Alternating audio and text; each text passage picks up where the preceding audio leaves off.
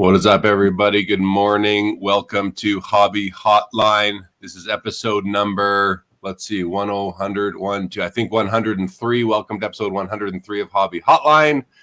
Joining me today, of course, my name is Jeremy. We have Logan to my right on your screen, and we have Jeff Deafness down there. Good morning, fellas. How are you today? Morning.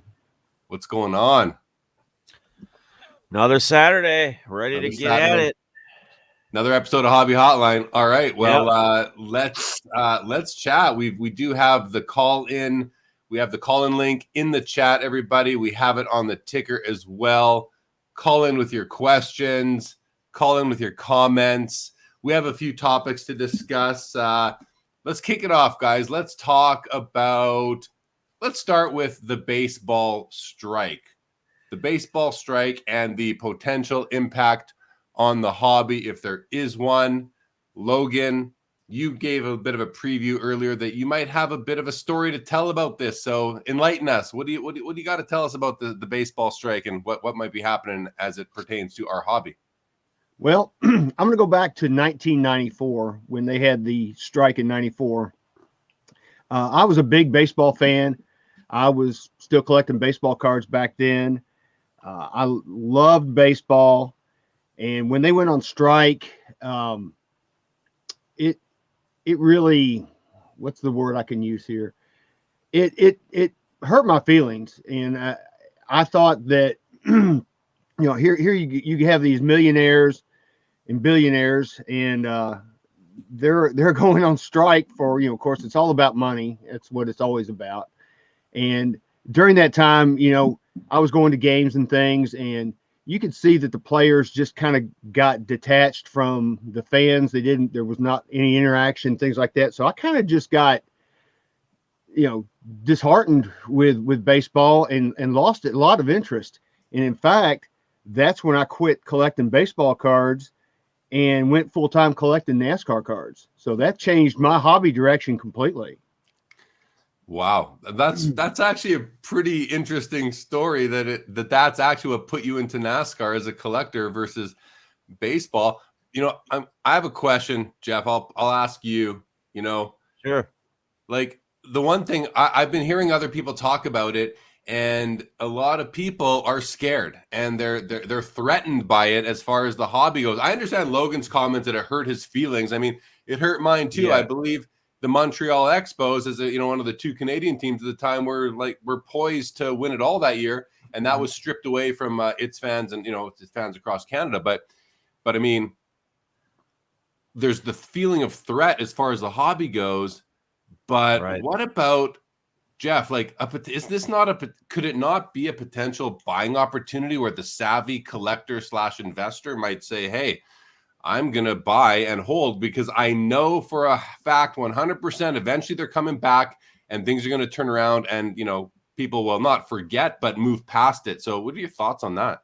Yeah. So, yeah, Jeremy, I agree on that stance where people who are able to sit on stuff for a while, because the issue with this strike is when they go on strike is we don't know how long this is going to last. Could this last a couple games? Could they not play it all this season and it could go into next season? We don't know. And the issue, as we all know, in any sport as a collector, the way the prices fluctuate is usually based off of popularity, which is a lot of times based off performance, unless somebody's they PC a player and it doesn't matter what they do on the field, off the field, on the court, off the court. But for those, I think this is a perfect time to take advantage. If you are somebody who is more in the investing side and has the ability or the opportunity to possibly sit on some baseball cards for a while, because yes, you're going to see the dips, right? They're not playing. We see that.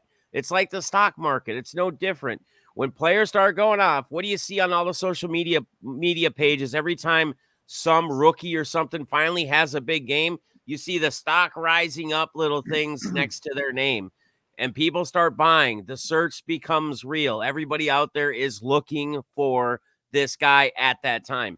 You're not going to see that when they're on strike because they're not playing. There's nothing happening We have no gauge on how the player's performing because they're not playing. So I think, yes, Jeremy, I think you're 100% correct. This would be a perfect time if you have the ability and you have the excess funds or whatever you want to do. Because I know there's some people out there that, even on an invest side or collect side, they're trying to buy and turn right away, right? They don't necessarily want to, some sit on it, but some want to buy, try to get a deal on something, score it, and then move it within the next couple weeks or a month. They're trying to take shots. They think this rookie's going to now get a spot start, or he's going to start starting. He's going to gain popularity, and then they're going to make that push and turn around while they're on the rise. So, Jeremy, I think you hit it right on the head. I mean, if it's a great opportunity at this time with them on strike to do that. Yes. Yeah. If you think back to the strike that Logan was referring to before, the one from the 94, 95 in there, I was thinking to myself, well, what could we have learned from then? Were there buying opportunities back then as well? Now, I'm sure there were, but it's a much, much different time in the hobby, right? Of course, there's no real eBay or grading, and there's no real rarity yet, right? The rarity comes after. Maybe it's the strike that was partially responsible, along with the junk wax era, partially responsible for the innovation and design we saw in the second half of the 90s, where now a couple things worked against the companies in the hobby, the manufacturers, and they had to become creative. And we're now left with what is one of the golden eras of the hobby, being that second half of the 90s as far as rare inserts and creativity goes.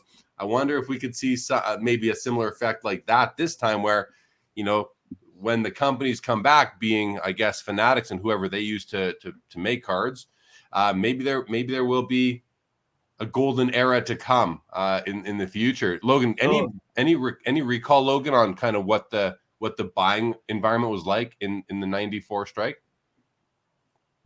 I really don't recall.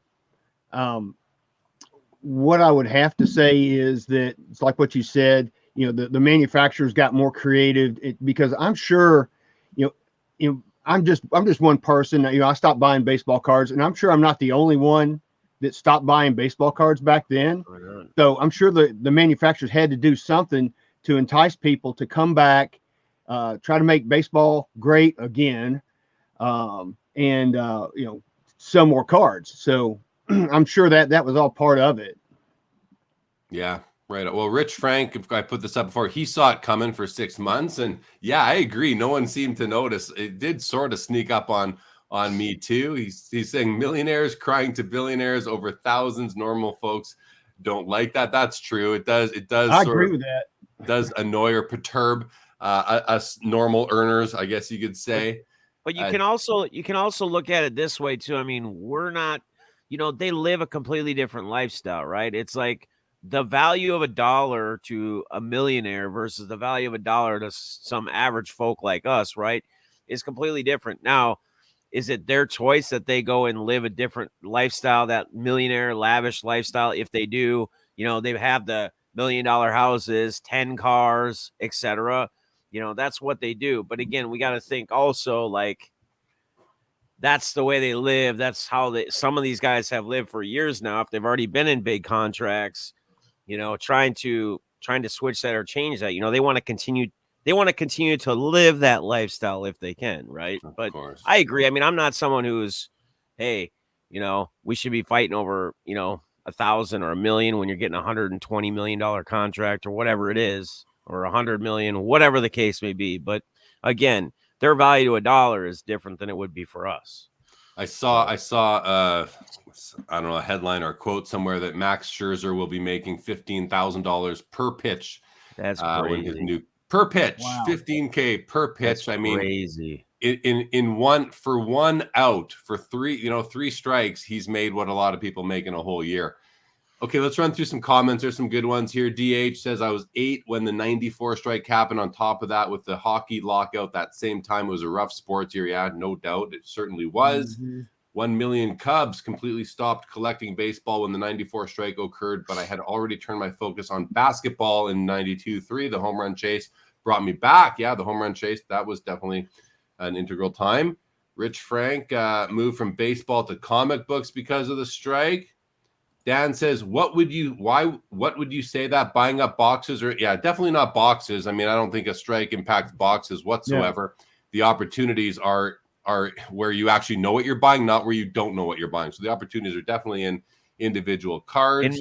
And maybe looking at some of those guys that have already signed like this season on that, if they're going into spots where you feel like you want to take that shot, if you're going to buy now and kind of sit on it, some of these guys landing these contracts, that are moving to different teams. If you feel like they're getting into contention teams, if they do at some time play this season, different, you can take different angles with it as always. Yeah. Rich says it took 20 years for cards to come back. I don't know if it took 20, but if that's what slowed it down for 20, but good observation. DH thought about going to a card show today to sell, but cannot see anyone buying right now. I don't know. Card people to me are pretty much always buying. Now, baseball is only one of the sports within the overall hobby. So if you only have baseball, then I could see not doing that. And baseball isn't hockey, right, Jeremy? What's that? Baseball isn't hockey, right, Jeremy? No, they are not the same. They both use these. Throw it out there, hockey guy. They both use pieces of wood, but no, they're not the same. Ziggy says no impact at this point, in my opinion. Well, I mean, there is an impact already because DH himself did not go to a card show to sell because of it, which is an effect of it. But I do agree that the impact will come a little bit down the road once prices have a chance to be impacted by the lack of interest by fans. We got Rex Gotcher from the shop at Moco. Good morning, Rex. Great to have you. We are on the big screen, fellas. 1 million says no impact right now and won't be unless the lockout creeps into mid-January. That's when negative impact begins. Of course, this is exactly true, right? If they settle this before spring training, there's no impact to the hobby at all. Maybe a very small blip right now because some people are pissed off and they just don't, they're mad about millionaires and billionaires. So I could see that. Ziggy says, can you give examples of what to buy and wholly because of strike? What to buy? Hold. Buy and hold. I mean, for me, now it might not be in December. You need to see prices decline. But if they do, then what I would buy would be players who you think are going to be great in the future on the field, whose prices are less now than they were, last summer through last week, basically. That's what I would be buying. It's pretty simple to me. It's to me it is anyway. I mean, right? Like it kind of it's pretty Foul Fireball says the off season is the perfect time to strike. Exactly. Now you couple the off season with the strike and the impact of that. You might have the perfect buying storm. Actually, that's a good comment right there. Yep. Yeah, definitely. Right on. DH is right. Pinnacle had some wild stuff in the 90s. Brad says buy all the baseball cards now. In caps. He's screaming at us. Didn't 95 Finest come out post-strike? I couldn't comment on that. Anyone remember? Logan, you remember? I don't remember because I quit by then. That's right. You were already. Let's see. Tom says, life slowed me down more than the strike in the early 90s. Marriage, kids. Personally, I think the hobby is due for a correction in general, not necessarily due to strikes. See, that's an interesting comment because it seems to me like the hobby has had the correction that it needed. If you just look at the curve of the hobby from 2019 till December 2021, it's a nice steady increase, like there is a bit of but if you take out Q1 of 2021 where you had that big bump, the correction, I'm not saying it can't correct more, but we've already certainly had a correction. So now, this, whatever the impact of the strike is, we'll know more about that in the future, obviously. But I don't know. I mean, this hobby could blow up still, just because of the fanatics and their reach and their marketing and store cards everywhere. But anyway, I'm sure we've talked enough about that over the past couple of months. Foul Fireball didn't stop collecting, but did slow down. Rex says, definitely opportunities to buy Bowman boxes. Okay. Good morning, Jenny Miller. Hobby Champ says, definitely didn't take 20 years. I have made money in the hobby nonstop since 03. There's always arbitrage. Very true. You just have to be savvy. You just have to have a good eye. And if you are not finding opportunities, well, I mean, that's fine too, but there are, and the savvier, more experienced collectors, I think will find that very good. Rich Frank, here's that minor league is still going to play, so that could help a little bit as far as prospects go. Daniel Ogilvy stopped collecting in the 94 strike and then picking back up now with his kids. That's great. Get the kids involved. Speaking of kids, on my show, Sports Cards Live tonight, I have Brody the Kid, who's one of our co-hosts, as my guest, and we're going to be talking about, how to get kids involved, but not just get them involved, keep them involved. I think that's even a little bit more key. Good morning again to Brad. He's at the Dallas Card Show, so watching on and off. Well, Brad, we'd love a report if you're watching right now on what is the feel in the room. Are people buying, selling? What's going on there? Sitting behind the booth. All right. DH is buying baseball prospects as low as he can right now. So it is having an impact. People are already responding, which is right? It's a somewhat of an efficient market, so that makes sense. Rich Frank, cards did not get hot till when? 08 to 11. I mean, I don't know. I remember it just depends. But in 05, they really, in 03 with LeBron and then 05 with Crosby and Ovechkin for hockey, things started to turn back on quite a bit. All right, guys, that's we're at the bottom of the comments for that. Any final comments on the baseball strike, guys? Well, I'm just amazed. I thought maybe I was like in the minority of the people that were affected by the 94 strike, but looking at these comments, there's a lot of people that were impacted for sure. I'm not glad to see that. I hate that people were impacted, but it does, it makes me feel a little bit better that I wasn't the only one that was negatively impacted by that.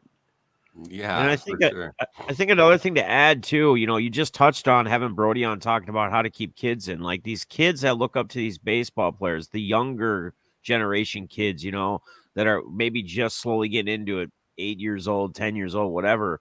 That in itself too probably plays and has an impact if they don't play, right? Because if they're trying to get into it now or they just started to, and baseball's like, maybe baseball's their main sport. Maybe they're not into all of the sports, right? Maybe that's their main sport. That could also have a big impact if they don't play, because they're not seeing those guys on the field. They're not watching games. All they can watch is previous highlights from previous games, previous seasons, etc. So, I don't know. All right, final comment. Then we do have a caller. DH says in 0506 he got back into Chase, Crosby, Ovechkin, and later Stamkos, which was 0809, and that's an important thing, right? One generational player has to come along, and then all of a sudden you've got a lot of people back in hockey. We experienced that in 0506, and again in 2015 when Connor McDavid came into the league, a ton of people came into the hobby because of that. Okay, let's bring out our caller. We have Brad, your Texas card dude. Buddy. What is going on this morning? What is up, everybody? How are y'all doing? Man, it is so good to aggravate everybody. I'm actually just sitting here at the booth, just having so much fun. Where are you at the moon or what? What's going on here, buddy? I'm in freaking Dallas, Texas at the Dallas Card Show and having a good blast, morning to you, man. too. I see how you are. What's going on, man? I thought I'd call in and aggravate everybody. See, Jeremy had asked how the room was. The room's crisp right now. It just started probably about 20 minutes ago, so it's a little crisp, going fairly well. What are the vendors kind of saying? Like, what are their expectations for the show today? Optimistically positive. This is the smaller of the Dallas Card Show. It's not the huge one. It's the 100+ table. It's not the 600, 700 big one. And it's not like the big bad boy with everybody here. You've got Dallas Card Investors, probably the biggest booth here. And the rest of it is it's a typical 100 table show. It's a smaller show. So it hopefully it won't. There's actually a trade night tonight. That will be very interesting to see. I'll do some reporting on that later and give everybody some heads up as how that goes. It will be my very first trade night ever to attend. So that will be interesting. Are you wearing a Philadelphia Eagles hat, Brad? That would never happen. Shame on you. And don't ever say anything like that again. A freaking I burn everything for the. There's not even a Philadelphia Eagles anything at my booth. It's not allowed. Okay, so don't even. Well, speaking of what we're wearing, I wasn't today. Wasn't my regularly scheduled appearance on Hobby Hotline. It was supposed to be John Newman, but with some scheduling conflicts, he had to bow out. So I tagged in, but because I tagged in, I thought I'd wear my Sports Card Nation. Oh man, I should have done that. There Dang you it! Dang it! Now I'm wearing, there we go. How about them Cowboys from the 19? I go vintage today. If you're gonna walk the walk, you better talk the talk, brother. That's what I'm Brad, saying. we're gonna go for another 35 minutes or so, but if you have a chance towards the end to let us know what the action's like.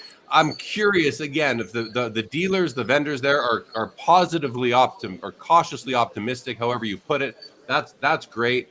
Have you noticed a lot of them kind of going back and forth, a lot of sort of pre-show opening vendor to vendor dealings? No, that's what's awesome. I mean, usually when that's going on, then there's not a lot of people looking or buying, but actually there's a lot of people looking and buying, and so the people are just kind of warming up, getting warm, and there wasn't a lot of pre-show buying like there was at the big one that you were at earlier. So I'm optimistic. We're having fun. There's kids here, man. There's kids behind table. There's a table here with nothing but kids running the table. I am free. Cool. Like it's directly across from me. They're doing a raffle. I'm stoked that there's kids behind a booth, man. How awesome is that? That is so cool. Turn your camera over there. It's got to be better looking than you. Wow. I see how you are. I see how you are. Wow. I come in and I try to be nice and all that. I see. You just wait. All right, Brad. We're gonna keep on. Thank you so much. Call back in if you got something new to report. If the vibe changes or if it gets stronger, let us know. Or if it gets weaker, we're curious. All right. Have a good one. All right. Thanks, buddy. Later, buddy. All right. We're gonna run through some quick comments here. Good morning to Michael Ham. Good morning to Jenny Miller. Rex says lots of kids are playing baseball, playing MLB, the show, and collecting cards, but there's so much room to grow. I agree. Definitely room to grow. 1 million Cubs says Rich. 98 cards were fire. Home run chase. McGuire 85 tops for $200. Yes. Jenny Miller, forgive me. Remind me Deafness's name. I want to ask him if he's coming to St. Cloud. His name is Jeff. First name is Jeff. I will not be at the St. Cloud show, unfortunately. He will not be at the St. Cloud show. Okay. Let's go to the next topic, guys. We're trying to budget the right amount of time for each one. So we have we have two more topics that we thought of. They're both related to the same entity in the hobby as far as hobby news goes. Let's start with the less juicy of the two, at least in my opinion, which is rumors that PSA will be opening up another service level imminently here. I think Nat Turner was heard saying on another podcast somewhere that something is going to be happening. I've seen people kind of guessing what the standard service will open at, whether it's $100 a card, $90, whatever it may be. What have you guys heard about this, if anything? Jeff, anything you've heard? I don't really have much to report on this PSA opening another level. To me, as far as on an impact level, as far as personal, doesn't really do a lot either way for me personally. Now, I know there's a lot of people out there that are big into sending cards to PSA. I'm not the biggest PSA guy. I don't take most of my stuff and send it in, especially not to PSA. I'm not going to wait 2 years to get it back. I mean, I still got a bunch of cards that are there that were a year and a half ago, like everybody else, still waiting for them to come back. So, yeah, I mean, I don't really have a lot on this. Logan, you might be better with the whole PSA.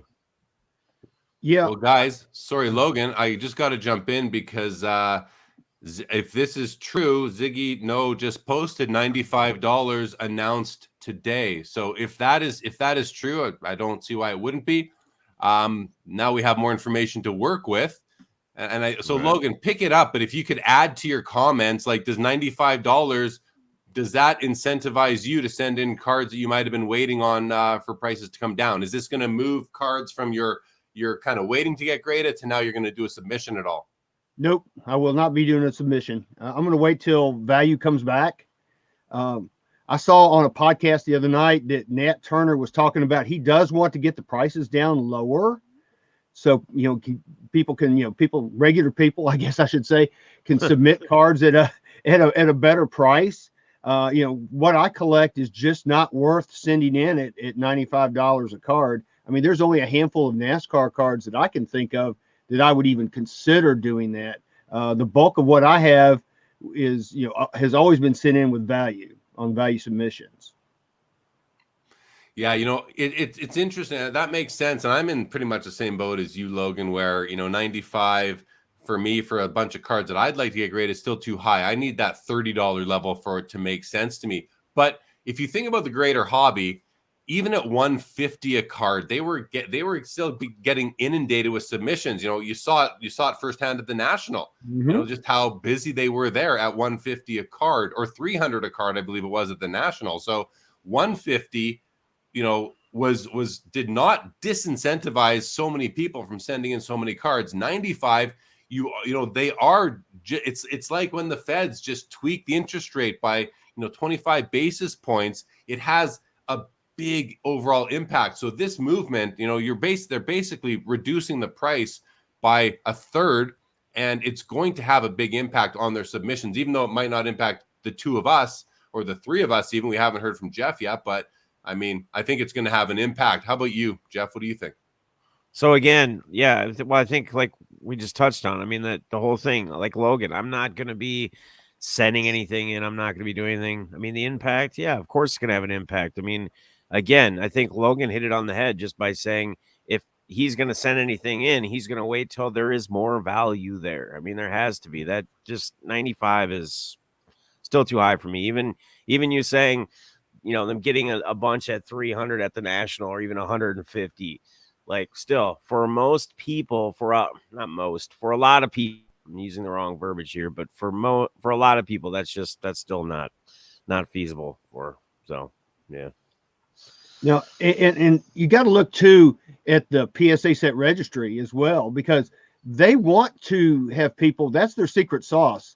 They want to have people collect cards in the set registry. They want people to buy, or get 1986 Topps baseball card commons graded, and you're not going to do that at $95 a card. So at some point, they've got to get those prices down to incentivize people to grade those lower cards and to compete in the registry. For sure. Yeah, agree with that. And do we know what the turnaround time is at that 95? Like someone actually had that question in the chat as well. Do we know at 95 is there any guaranteed turnaround time with that? I haven't seen the news firsthand, so I'm not sure what it is, but you have to think that it's, it's going to be in that, I don't know how long their turnaround times are right now, because I haven't sent something in for a couple years, right. But I'm guessing you're in that like 9 to 12 month range, but that's completely a guess. So Not sure at this point. Going to go to a couple quick comments here, off topic, but just to get this one out. DH, do I think Connor Bedard is the next future superstar to chase in hockey once he's drafted? I don't know. I have never seen him play, but I've heard about him, and hey, maybe he will be, and hopefully he's going to be a great prospect for people to collect.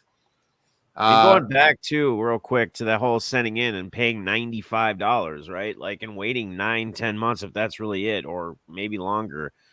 Some of the stuff you send in may not have any type of real good value to paying that as well. You know what I mean? Like, injuries happen, players, the success isn't there, etc. So, it's that risk as always, like we take, but I don't know. I'm not sending anything in. And I mean, I think you're sitting on you're hoping that cards you're sending in are going to stay. I mean, if it's someone who's a retired player or, LeBron James or somebody that has that built presence that no matter what happens, unless he was to go be a murderer or something, he's going to stay. His value is going to stay there. I mean, eventually. And then when he hits that Hall of Fame, it's gonna probably move up again. So, you know, I don't know. That's kind It of all my comes little it really added comes two down cents. to it really comes down to like a cost benefit analysis. What's the value of the Right. card you're sending in? Does it make Mhm. sense? If the grade, like there's actually probably psychologically like a certain threshold, like what percent of the value of the card are you willing to spend on grading before you're going to send it in? Like if your card is worth $100, are you going to spend $100 to grade it? No, I don't think that makes sense. That's 100%. If your card is worth $1,000, are you going to spend 95 to 10% of that amount? Are you going to spend that to get it graded? Is that comfortable for people? Do you want it to be 5%, or are you comfortable in that higher 25%? If your card's Right. worth $500, are you going to spend 100? Is 20% the right kind of rate? Ratio? I don't know. It'll be different for everybody, but I think a lot of people, without even realizing it, kind of think of it that way when they're assessing which cards to send in at what rates. So Rex says $30 at 30 days from SGC still makes the most sense to me. That's a great turnaround time and a great is. rate. Tom Mhm. says I have a slew of cards I've been waiting to send in. 95, still a bit excessive. So it's interesting because even the wording is still a bit excessive, meaning that he's kind of thinking about it, but he's not quite there. So is 75 the right price for him? And when that price comes down there, does that open the floodgates? Like what does, they've just reduced the price to grade by 30%. Forget about the turnaround time. A lot, it's 30%. Now, if they go to from 95 to 75, that's basically a 20% drop. Is a 20% drop going to have more impact than a 33% drop did? Because now we're down in the $75 level. I guess time will tell. Matt Jones says good morning, and good morning to you. Ziggy says adding card ladder to the registry, does that help? I mean, that is our next topic. So we'll come back to that one for sure. Rex says, if when PSA opens bulk service, I can't imagine they'll get anywhere close to a 30-day turnaround. It's going to take a while for that for sure, if at all. Ziggy only saw the price, not the time. Few subbers were selected. Mine is waitlisted. So I guess it's only open to certain group subbers. I guess we got to read it to find out a bit more. But seems like there's a few caveats to the service level that was opened. DR says, at what point in 2022 do we see massive consolidation among the grading space? Tough to say. But I think you're going to see some, especially with some of the new companies that have some nice technologies potentially being acquired. GT Black, turnaround time can be an absolute killer on your value, of course, because you don't know. But it could also have the reverse impact. People who had their cards stuck at PSA in 2020 that got them out in early 2021 were benefited by their cards being held there for so long because they couldn't sell them low. And so it works both ways, right? Michael Ham says SGC still the best value and turnaround time. Lots of comments, guys. Thank you for that. Rex, 90 days is a lifetime in the and 270 days to 365 is even more of a lifetime. That's a death sentence. It could be considered that. Right. All right, lots of comments here. Victor, welcome, says hit that like button, folks. Well, he actually says to smash it. Thank you, Victor. We always appreciate that. Hobby Champs, I think card ladder may be used by PSA to determine tiered bulk rates. There has been some talk as to how they're going to integrate or use card ladder for some of the I guess benefits that they'll bring to PSA overall. Okay, we're almost at the bottom of the comments here, guys. Let's see what Rex says. The biggest problem with current pricing and turnaround times is that the value of modern cards fluctuates wildly. It ends up creating inequities in the market. See Donruss, Space, Mac Jones. But for every story or situation where you see a problem, there are also some opportunities. But I think most people see the problems, and you just don't want your cards locked up. You want, if nothing else, you just want the option to hold or to sell, right? But you can't sell it if you don't have it in hand. So definitely hear it. 10 to 12 week turnaround time, says Michael Ham, for the new $95 tier. Well, that's not terrible if that's the actual turnaround time. 3 months isn't 3 months, yeah. That's not bad at all, I would say. Much better than 9 months to a year. And then year and a half. Foul Five Ball says PSA and grading is such a scam. I mean, I completely disagree with that comment. But anyway, Okay, so let's go to the next topic, guys, that we have, which is collectors. So I'm now going to start because I did see Nat on Friday night, or on Thursday night, I guess it was, on the crossover on Instagram with Chris and Josh, two of the founders of Card Ladder. I did see him on there, and he was pretty clear that the way they look at their company is they don't call it Collectors Universe anymore. He said that was the name of the public company, and it's not a public company anymore. So they now refer to them as the parent company, the you know the headship there as Collectors. So Collectors, being also owning PSA, acquires Card Ladder, one of the, if not the leading data tool in the hobby space. The other notables or notable that I'm aware of being Sports Card Investors, Market Movers. Chris on his show the other night did make an interesting comment. He said, if you go and look at the most popular data tool on the internet by, I think he said, if you use Alexa as some sort of website that'll tell you what websites are the busiest on the internet. He said that Card Ladder is has the most web traffic of any of the data tools. I thought that was interesting. Yeah. So anyway, that was pretty big news. I think some people probably would say they saw it coming. It took me by surprise when I heard about it, but thoughts from you guys, Jeff. Yeah. So Jeremy, question for you on that whole it being the busiest as far as traffic goes. Is that just more recent since this news of Collectors acquiring Card Ladder? Do you know, or has that been something for some time as being like the busiest traffic wise? I think it was historically.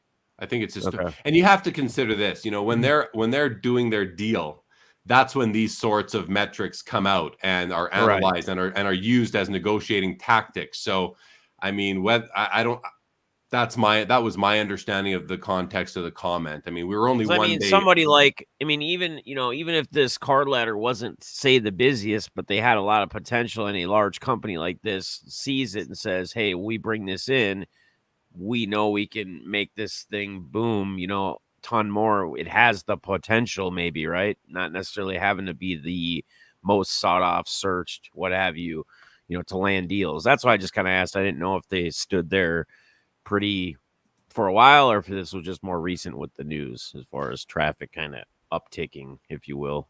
Right. No, I totally understand that. And I mean, I think you're right that, what Collectors sees in that and what Nat Turner sees in Card Ladder is maybe not the current revenue, because I have no idea what it is. Both companies are private. We're never going to find out. We'll likely never find out what they were acquired for, what the deal is. But I do know that, they've been acquired. The founders of Card Ladder will become employees of Collectors and will continue to run their business or their division as they always have.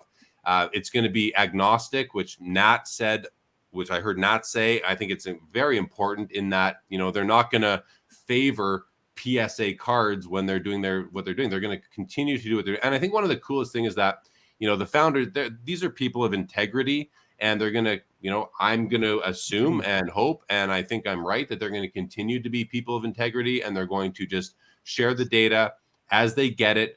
I know one of the things Collectors really likes about it is that they vet the data. They just don't take any data from eBay and other places and put it in. They wait until these things have been paid for. So even if you look at their sales history on Card Ladder, you see cards sales being added to their database like a week after the card ended on, say, Golden or PWCC or Heritage or Memory Lane or one of the auction houses, Robert Edwards, because that's when they've received verification that the card was actually paid for. So to me, it's easily some of the best data available to the hobby. It's vetted, and so I think what Collectors is buying is, first of all, they're buying the platform, they're buying the technology, but they're also buying the people. They're buying the people there, and of course, the people can leave at any time.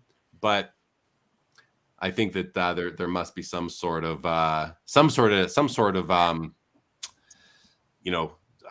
stay on clause for the founders for at least a certain amount of time. But we'll see. Any comments from you guys? I mean, it looks like, this says I haven't really dove into card ladder much at all, really hearing about it now and just kind of looking over some things, the free versus the monthly, et cetera, what you get, what you get with free, what you don't. But it looks like really what they ultimately are trying to do here is more or less create a all-in-one, one-stop shop for pretty much every angle that you would utilize in the hobby, right? I mean, putting your collection in if you want values anywhere and everywhere to search to find cards, tracking the value and the estimated value of your collection if you enter it all in there. I mean, just about anything and everything. So, I mean, it's definitely looks like a pretty awesome tool. It looks like, I'm assuming as well, like we just talked, like with collectors coming and getting involved. I mean, this thing is going to make a much bigger boom. I think we're going to hear a lot more about it, and more people are going to reference it and talk about it. I think you're going to hear that more in hobby streams all over the place. This will probably be a name that's brought up a lot. So people will say, yeah, I was on Card Ladder or reference to Card Ladder, blah, blah, blah, this, so, yeah, I think it's just looking at it overall. I mean, I think it's looks like it's an awesome website, can be an awesome all-in-one tool, one-stop shop, pretty much for everything. So, yeah, no, it is a good tool. I've been using it since it released, and it is a really good tool if you want good data. Not that I'm not saying that there are no other options out there for good data, but I think their data, because they vet it, is very good. I'm going to go to some comments and questions here because I do see some coming in. DR says, if you could invent a hobby related company, what would it be? Yeah, I mean, that's a fun question to think of. I know a lot of people are talking about a master population report, something that, you got GemRate, which does a great job of showing you how quick and how fast cards are being graded and what sport and category and all that sort of thing. So, but an overall pop report that brings in all the big companies would be something that I think would be pretty cool. Do you guys have any thoughts on anything come to mind for you guys? As far as just if I did a hobby related, if like personally and try to invent a hobby related company, I mean, I don't know. I mean, I have a couple of different things, and I don't really want to. Yeah, I'm hopefully trying to be in the works of some things, and I don't really want to say too much about it. fair Because I enough. don't want nothing's like patented or anything like that. I don't want to be You like, don't want someone to steal your idea. I don't want to release that, but yeah, I guess I'm just gonna go with the. I'll stay no comment on that. How about you, Logan? I'd like to see, since I'm a big set registry guy, I would like to see like a global registry that would encompass, not just PSA, but Beckett and SGC, all the grading companies, and you could have a set in there, with just a conglomeration of different grading slabs. Yeah, I think that'd be cool. Yeah, that'd be cool. All right, let's go to Kevin. Says, why does PSA need to have its hand in pricing in pricing the market? Well, it really simple answer to that is because it's an added service for their members. So if you're on the set registry and you want to put a value to your cards instead of the SMR value, which goes in right now, which the SMR value is pretty much irrelevant. It's not reality. Now you're going to get an actual value. So it's a very good reason why they want their hand in it. It's not that they want to do anything nefarious with it. It's a service to offer their customers to integrate it with the set registry. I think it makes perfect sense, and it's the people who make these decisions are smarter than most of us, I would have to think. So they see value in it. They're paying money for it, so they obviously see reasons to do it. They're not just They're not just handing out charity. And so I think that's one of the biggest reasons why, Kevin, and I know it is because that's pretty much what Nat said, what they like about it. Ziggy says, Card Ladder monitors auction houses. Wonder if they will continue since they are part of Golden. So they're not part of Golden. That's just not a fact whatsoever. Collectors owns Golden. Collectors owns Card Ladder. But it's been very clearly said on numerous occasions already that Card Ladder will continue to monitor every auction house that is willing to help them feed them data. And they're up to like 13 of them, I believe. So they will definitely be doing that. DR is waiting for someone to launch a for-profit card collecting college. I bet it happens. Yeah. I mean, A card collecting college for sure. Foul Fireball back on grading says $95 for 20 seconds of grading. Again, something that is just completely not true. It's not 20 seconds of grading. If you look at PSA's website, you see how many steps the card has to go through. They're going through several people's hands, several different stations, if you will. You're also buying the slab. There's a cost to the slab. There's a cost to everything involved. So to say $95 for 20 seconds of grading is just a little, I don't know if that's and then you could say this. Yeah, Jeremy. Then you could say the slab is like 10 cents or 5 cents or whatever. But that's irrelevant because everything we buy and everything we do that things are built with it's all cheap from the get go. It's what's involved in it. It's the process. Exactly. And everything else. Exactly. There's a whole process. If you really have any business experience, you'll know that it's not $95 for 20 seconds of grading. It's $95 for a whole slew of events that have to occur for that card to go from receiving at their facility to shipping it out. Ziggy says there has never been any proof of how they've had their data. Just trusting two guys. You can confirm any. Yeah, you can confirm all their data. It's Ziggy. I mean, Ziggy, you're just not really opening your eyes to reality there. They've always. And it's not just trusting two guys because everything that they put out there as far as their data is linkable back to what actually happened. Rich says, I have DR bills to pay. What is a good auction house to use? I use Pristine, but I have a few issues, so I need a new auction house. I mean, there's lots of them. There's lots of auction houses. Any of the ones mentioned, I would recommend. Tyler, I feel like Josh and Christina haven't slept since they started Card Ladder. They definitely earned what they are getting. They did a great job. And I mean, if some of the, if the people that own collectors see value in what they're doing and want to integrate that service into their service, into the PSA website, and they're going to remain agnostic, meaning they are going to continue to report all other auction houses and other grading companies, which they will. They've said it outright that they're going to do that. I mean, they definitely earned it, and the service is going to be. It's like I think one of you guys was saying. It's really going to become, I think, sort of the new Beckett as far as people valuing their cards. Not that the Beckett magazine has been that instructive over the past few years, but I think Card Ladder, because they're using real data, is going to be like you were saying, Jeff.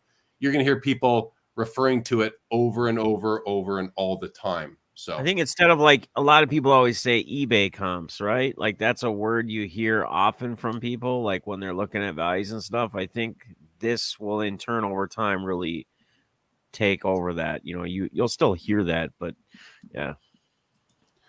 GT Black says I could see eBay restricting access to a lot of their data when they realize how much money it's worth. They already know that, and I think they're already restricting access to their data.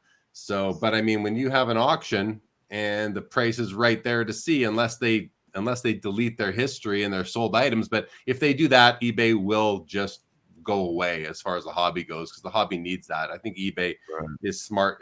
Well, maybe they're not smart enough. They've done some really silly things in the past, which has alienated many in the hobby. So tough to say.